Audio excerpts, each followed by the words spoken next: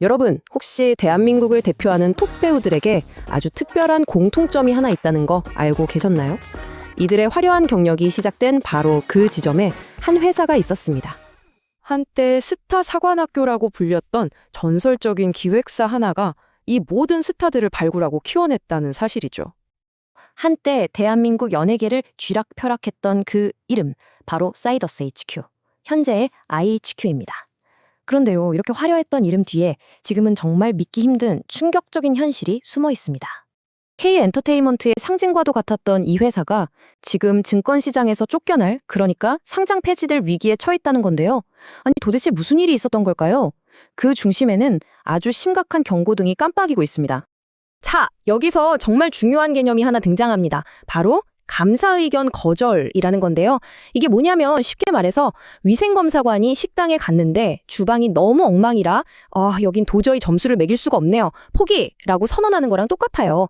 회계 전문가들이 IHQ의 재무장부를 보고 이건 너무 불투명해서 믿을 수가 없으니 평가를 거절합니다 라고 한 거죠. 근데 이걸 무려 3년 연속으로 받았다는 겁니다. 상황이 얼마나 심각한지 감이 오시죠? 하지만 처음부터 이랬던 건 당연히 아니겠죠. 자, 그럼 시간을 좀 거슬러 올라가서요. 이 회사가 어떻게 대한민국 엔터테인먼트의 전설이 될 수 있었는지 그 화려했던 시작부터 한번 따라가 보겠습니다. IHQ의 역사를 보면요. 정말 변화와 성장의 연속이었습니다. 1999년에 작은 프로덕션으로 시작해서 2004년에는 상장사와 합병하면서 우리가 아는 사이더스 HQ라는 이름의 거대 기획사로 확 커졌고요. 2015년에는 미디어 기업까지 인수해서 케이블 채널 사업에도 뛰어들었죠. 그리고 가장 최근인 2021년 KH그룹이라는 새로운 주인을 만나면서 또 한 번 격동의 시기를 맞게 됩니다. 2000년대 초반 사이더스 HQ는 정말이지 스타들의 사관학교 그 자체였습니다. 장혁, 하정우, 전지현, 조인성 이름만 들어도 어마어마한 배우들이 전부 이곳 소속이었으니까요. 그때는 그냥 사이더스 HQ 이름 하나만으로도 흥행 보증 수표나 마찬가지였죠. 하지만 영원할 것만 같았던 이 제국도 서서히 흔들리기 시작합니다. 지금부터는 이 거인을 쓰러뜨린 결정적인 원인, 바로 재정적인 문제들을 하나하나 들여다보겠습니다. 자, 이 표를 한번 보세요. IHQ가 얼마나 힘든 시간을 보내고 있는지 한눈에 보입니다. 매출은 계속 줄고 있고요. 본업에서는 계속 돈을 잃고 있는 거죠. 2023년에 순이익이 잠깐 플러스로 보이긴 하는데요. 아쉽게도 이건 회사가 가진 자산을 팔아서 생긴 일회성 수익일 뿐 사업을 잘해서 번 돈이 아니었다는 게 함정입니다. 그리고 이게 잠깐 힘들었던 게 아니에요. 보시는 것처럼 무려 4년 연속으로 본업에서는 이익을 전혀 내지 못하고 계속 적자만 기록했습니다. 매년 수십억, 수백억 원씩 손실이 눈덩이처럼 불어난 거죠.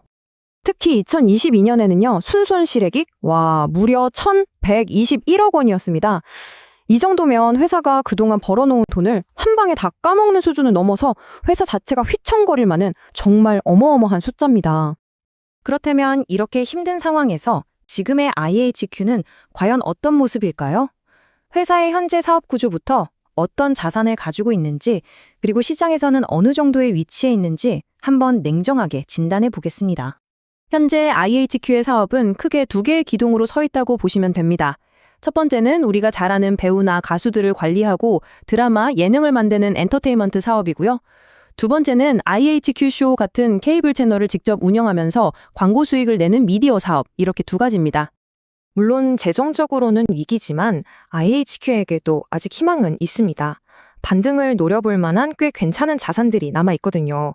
우선 맛있는 녀석들처럼 아주 강력한 팬덤을 가진 예능 IP가 있고요. 또 4개의 케이블 채널과 100만 명이 넘는 유튜브 구독자라는 든든한 방송 플랫폼도 가지고 있죠.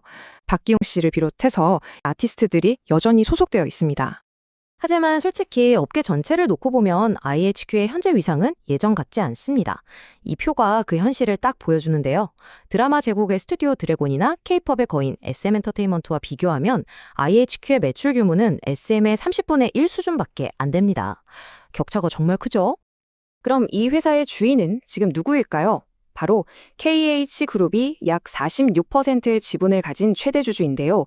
사실 바로 이 부분이 최근 IHQ가 겪는 여러 문제의 핵심이기도 합니다.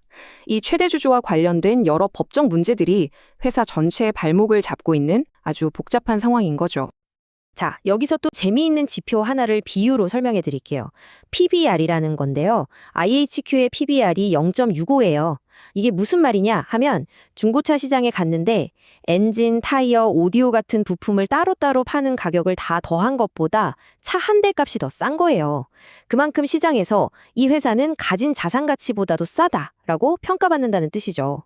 이건 뭐 잘만 하면 엄청난 보물을 헐값에 사는 기회가 될 수도 있고 반대로는 엔진이 곧 터질 차라는 위험 신호일 수도 있는 아주 아슬아슬한 지표라고 할 수 있습니다. 상황이 위기라는 건 이제 명확해졌습니다.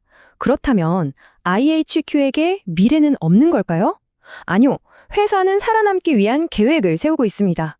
지금부터는 IHQ가 내놓은 생존 전략과 그 앞에 놓인 도전 과제들을 한번 짚어보겠습니다.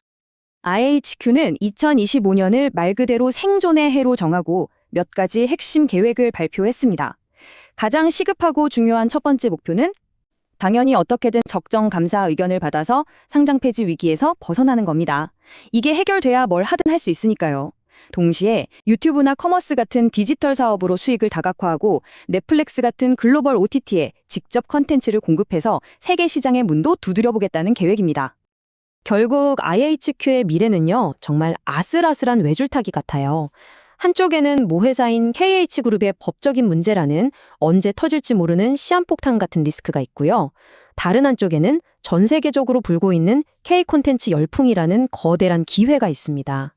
맛있는 녀석들 같은 IP나 방송 채널의 가치가 제대로 평가받는다면 완전히 다른 국면을 맞이할 수도 있다는 거죠. 그래서 결국 질문은 하나입니다.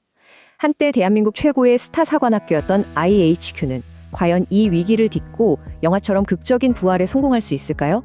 아니면 이대로 역사의 마지막 페이지를 장식하게 될까요? 그 운명의 갈림길이 바로 지금 2025년에 놓여 있습니다. 이 기업에 대한 여러분의 생각을 댓글로 남겨주세요. 투자는 항상 신중하게 접근해야 하고 그 결정과 책임은 여러분 각자에게 있습니다. 다음 시간에 더 흥미로운 이야기로 다시 찾아뵙겠습니다. 감사합니다.